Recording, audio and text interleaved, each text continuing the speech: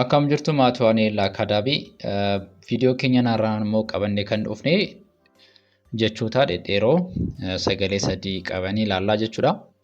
Kanaaf viidiyoo kanaan dura kan isiniif hojjedhee ture akkasumas jecha dheeraa ta'e qubee A irraa kaasee amma E'tti jiranii isiniif hojjedheen ture. Amma immoo qubee F kaasee amma qubee J jiranii ni ilaallaa jechuudha. Kanaaf viidiyoo kana yoo ilaaltanii sirriitti adda baasuu kan qabdanii jecha ijaaruuf jalqabaa maalirraa ka'uu akka qabnudha. Erga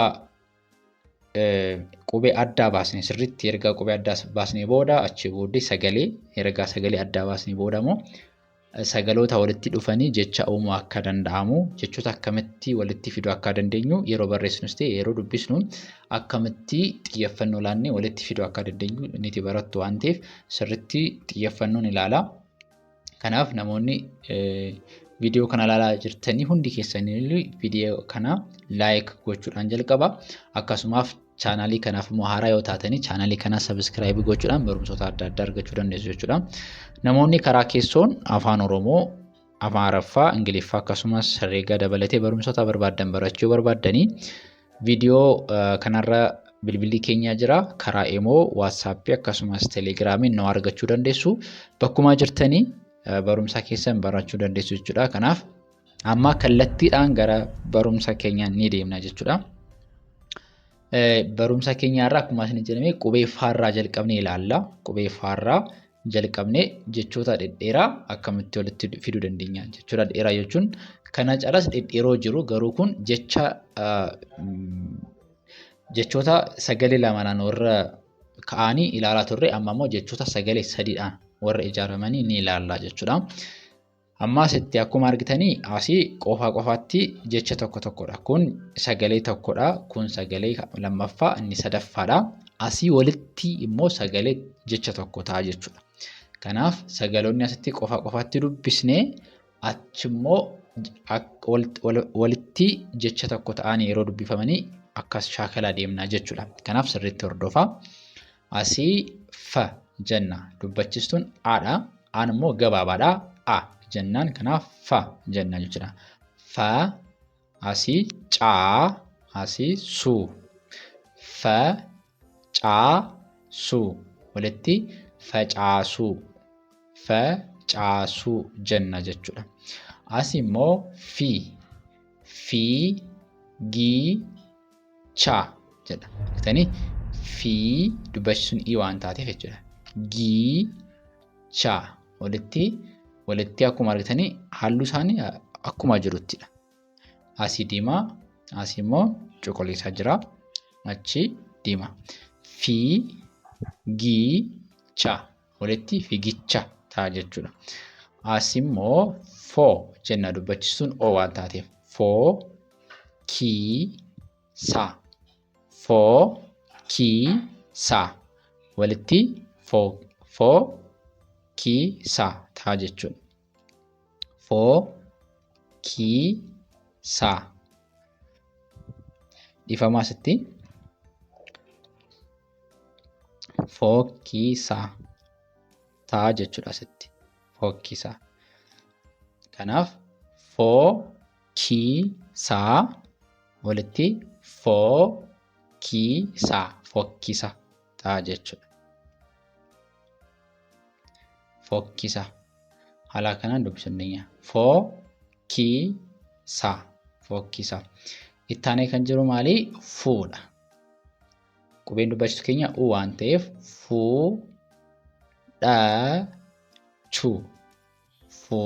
fuudhachuu. Amma daa fi haa qubee dachaadha. Dhaadha. Asii caa fi haas qubee dachaa chuudha. Dhachuu fuudhachuu walitti fudhachuu ni ta'a jechuudha.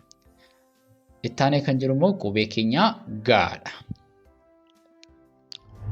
Gaa asii akkuma argitanii gaanis sagalee sadii warra qabanidha kan qubee gaadhaan jalqabani.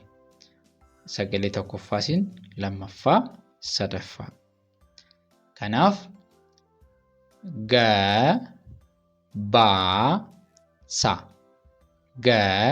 gabaasa sa walitti gabaasa jenna jechuudha. As immoo gii dubbachisuun keenya i'dha. Giiduu achi ti daan jabaata tinis hin jabaatti. Giiduuti kanaaf walitti gidduutti ta'a jechuudha. As immoo goo jenna dubbachisuun keenya o waan taateef gootoota walitti gootoota jenna jechuudha. As immoo dubbachisuun keenya u waan taateef guu jenna. Guudina di hin jabaatti lama waan taateef. Guudina walitti guddina jenna jechuudha. Guddina jenna. Itti fufee immoo haanis asiin sagalee jalqaba irratti tokkoffaa, sagalee lammaffaa, sadaffaa sagaloota sadi wal faana jiran ni ilaallaa jechuudha. Kanaaf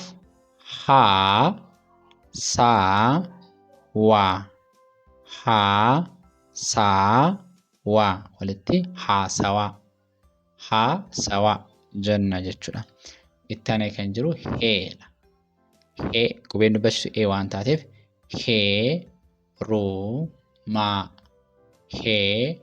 heerumaa kanaaf walitti heerumaa jenna jechuudha. Itti aanee asii hiidha. Amma akka hubachuu qabdan asii qubeen guddaadha, asii immoo xiqqaadha. Yaa qubees achumaan akka adda baafattaniif. Asii hii jenna. Yaan asiin jabaata lama waan ta'eef. Hiriyaa jenna jechuudha. Hiriyaa. Itti aanee kan jiru maali? Huudha.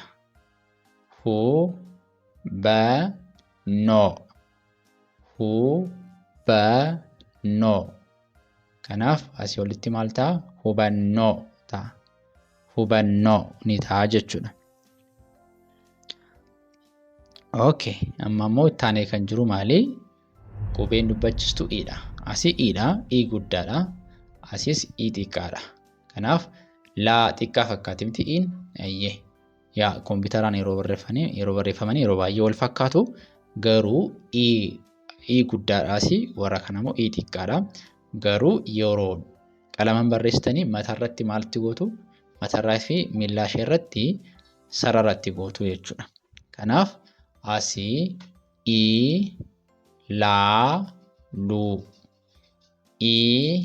ilaaluu jenna. Isheen kun i'dha. Warri kun garuu laa xiqqaadha lamaan isaanii. Ilaaluu. Kanaaf walitti ilaaluu ta'a jechuudha. Ilaaluu. Asitti yeroo deebinu immoo jenna.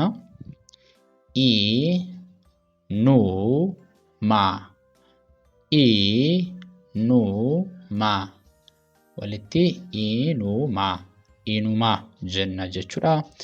Asiis qubee xiqqaadha. I'dha. Ti jenna. Asitti tiin hin jabaatti lama waan taateef.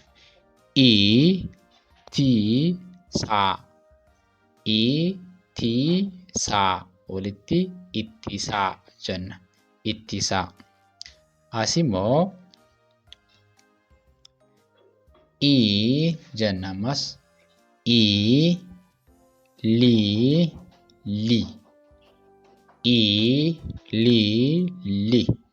jenna.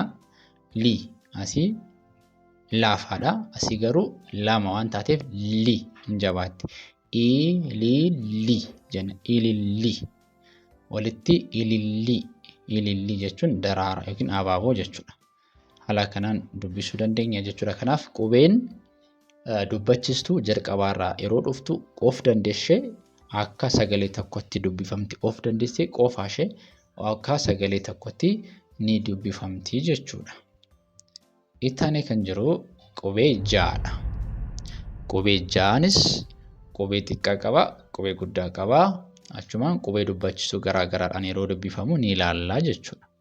Kanaaf ja jennasi. asii ba, asii immoo naa jenna. Asii lamaan isaanii sagalee gabaabaa qabu. Inni kun dheeraa qaba. Maaliif dheeraan dubbachistuu lama qaba. Gabaabaan immoo dubbachistuu warra tokko qabanidha. Kanaaf ja jenna, ba jenna, naa jenna jechuudha. Kanaaf ja, ba, naa, jabanaa jenna. Jabanaa. Itti aanee kan jiru qubeen dubbachituun keenya eedha. Kanaaf je jennee dubbisna jechuudha. Je. Achi daafiyaa qubee dachaa akkaataa ni beekama. Daafiyaa yoomiyyuu taanaan bakka barbaaddanii taanaan dhaa jedhamee dubbifama. Dhaa jedhamee dubbifama.